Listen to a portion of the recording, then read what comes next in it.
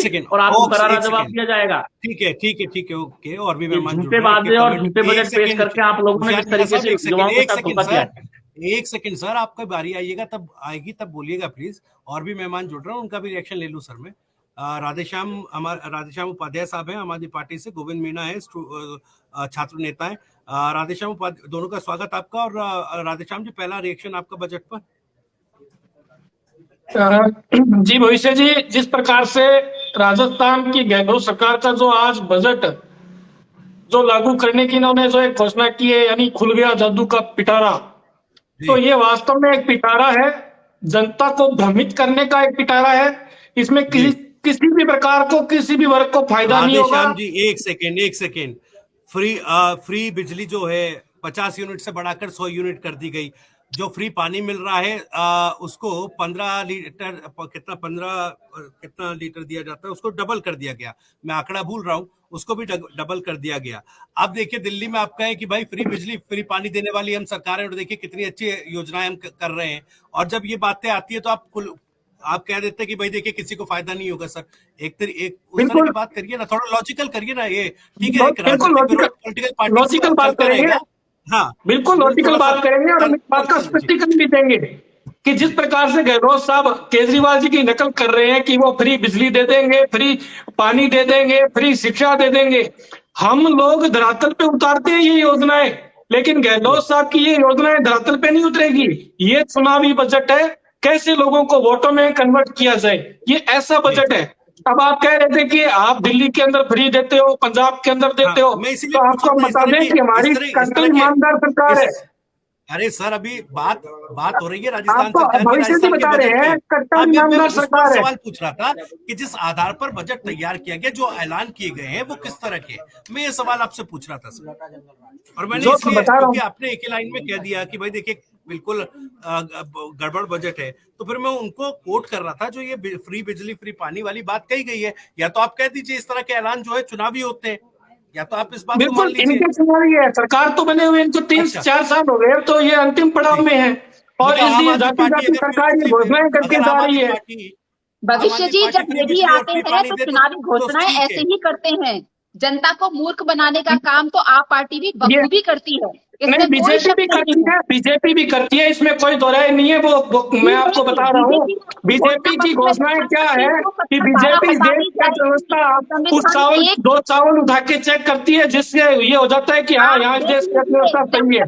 आपके घोटालों की बात करेंगे ना बीजेपी की, तो पूरा देश उसको भुगत रहा है। महंगाई के नाम पर मोदी जी सत्ता में पहुंचे थे, आज 1100 रुपए का सिलेंडर है। मोदी साहब, आप सुनिए, आप उसके नहीं बोलेंगे। एक सेकंड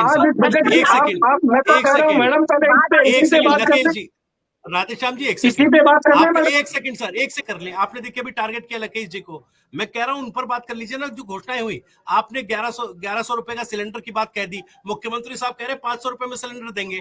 अब आप बताइए, तो कब देंगे? उसके बाद 5 साल तक लग जाएगी। जब तक इनकी घोषणाएं धरातल पर आएगी तब तक इनकी सरकार बदल जाएगी, और जो आएगी सरकार वो इनकी योजनाएं थोड़ी मानेगी।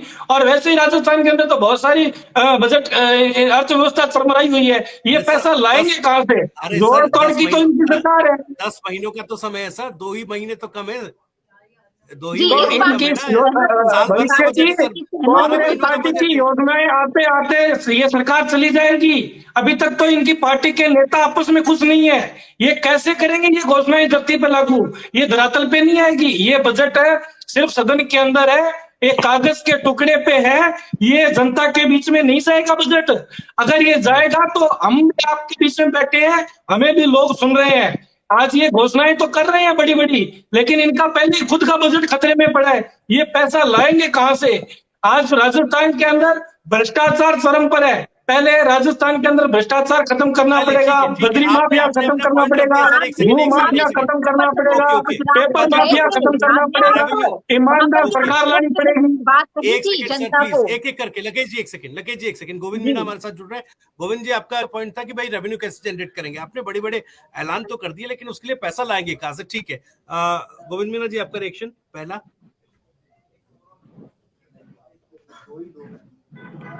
गोविंद सुन पा रहे हैं मुझे? जो उठाया राधेश्याम जी ने, दीपचंद राठौड़ साहब, सबसे बड़ा सवाल है रेवेन्यू जनरेशन को लेकर। अगर फिस्कल डेफिसिट की हम बात की जाए, अभी ठीक है, मैं आंकड़े भी आपको दिखा दूंगा, और पिछले वित्तीय वर्ष में जो बजट का ऐलान किया गया, जो फिजिकल डेफिसिट तमाशा देखते हैं इस बात का कि राजस्थान के अंदर 115 रुपए पेट्रोल और 100 रुपए का डीजल मिलता है। इस बात का आपको शर्म आनी चाहिए। सदन में आपके नेता बैठते हैं, किस मुंह से कह रहे हो आप राजस्थान के अंदर? आप नहीं बोलोगे यहाँ पे, क्योंकि आपके नेता खुद भ्रष्टाचार में लिप्त है। आपसे, आपके मोदी जी से, आपकी सरकार से सवाल करने को उसके घर भेजते हो आप। देखिए, आप मोदी जी पर प्रश्न न उठाए, पहले बिल्कुल क्योंकि लेकर आए हैं, वहाँ पर सच्चाई चिकित्सालय आपने बनवाया, सच का आईना देखिए। आप दिल्ली में है, दिल्ली में जहाँ बड़े बड़े हॉस्पिटल्स है, जहाँ पर सरकारी सरकार बनाई है, महाराष्ट्र में बनाई है, एमपी में बनाई है, खरीद के बनाई है, जनता के पैसों का किया है। जनता ने तो आपको दिल्ली से बेदखल कर दिया, एमसीडी से, फिर भी आप एमसीडी में काबिज हो। बंदूक की नोक पे जनता तमाशा देख रही है। ये जनता आपका ये नोटंकी देख रही है। मुख्य लोगों को आपने फंसाया है। आप जरा मुफ्त नहीं बांट रहे हैं हम, ये जनता की चीज हम जनता को ही दे रहे हैं। हमारी पार्टी के चुने हुए विधायक, सांसद जनता की सेवा में लगे हुए हैं, वो जनता को ही दे रहे हैं, अपनी जेब से नहीं दे रहे। बाहर फेंक दिया है। अरे लकेश जी, आपके पास जवाब नहीं है, आप तो घुमा फिरा के आ जाते हो। आपके मोदी जी ने जवाब नहीं देता, आपकी पार्टी को जवाब नहीं देता, आपको जनता की बात नहीं करनी चाहिए। और क्या गलत है? आपको बेवकूफ बना सकते हैं जो समझदार लोग हैं, जो हमने टैक्स जानते हैं, दो हजार चौदह के पीछे के भाषण सुनिए, घर से निकलो तो सिलेंडर को नमस्कार करिए। आपने, आपकी स्मृति ईरानी थी, सड़कों पे बैठती थी, सदन में वो नौटंकी करती थी, अब नहीं दिखते वो। नौटंकी तो सबसे ज्यादा केजरीवाल जी करते हैं, सबसे ज्यादा जनता के बीच में है वो। जनता के बजट पास हुआ राजस्थान के मुद्दों पर बात करो। राजस्थान का बेरोजगार आज सड़कों पर घूम रहा है। बार बार कहता हूँ तमाम पैनलिस्ट से कि राजस्थान से जुड़े मुद्दे हो, एक राजनीतिक नोराकुशी ना होकर उन पर बात हो। ईआरसीपी को लेकर गहलोत सरकार, देखिए भविष्य जी, जो आज का बजट है, इस बजट के अंदर जो जनता को राहत मिलनी चाहिए थी, जिस प्रकार से राकेश जी कह रहे थे कि जनता टैक्स देती है, इस भारत का प्रत्येक व्यक्ति जो अंतिम छोर में बैठा है, वो माचिस की डिब्बी भी लाता है तो वो टैक्स के रूप में कुछ ना कुछ देके आता है वहां पे। और हर आदमी का अधिकार बनता है कि उसको सुविधा मिले, क्योंकि इस देश के अंदर प्रत्येक आदमी मालिक नहीं है, और वो 10,000 की नौकरी करने वाले का इस समय घर चलना बड़ा मुश्किल है, जिस प्रकार से महंगाई बढ़ी है। आज का जो बजट था, उन्होंने कहा कि हम 100 यूनिट बिजली दे देंगे, और अभी एक जैसे 500 रुपए में सिलेंडर देने की, ये घोषणाएं चुनाव के नजदीक है। और चुनाव के नजदीक जो घोषणाएं हैं वो बजट की घोषणाएं नहीं है, वो घोषणा पत्र, चुनावी घोषणा पत्र ही माना जाएगा। आज अगर अपने बात करें राजस्थान की, तो अभी जिस प्रकार से मैडम कह रहे थे कि आमदनी ठंडी और खर्चा रुपया, ये इनकम ऑफ सोर्स कहाँ से सरकार तय करेगी?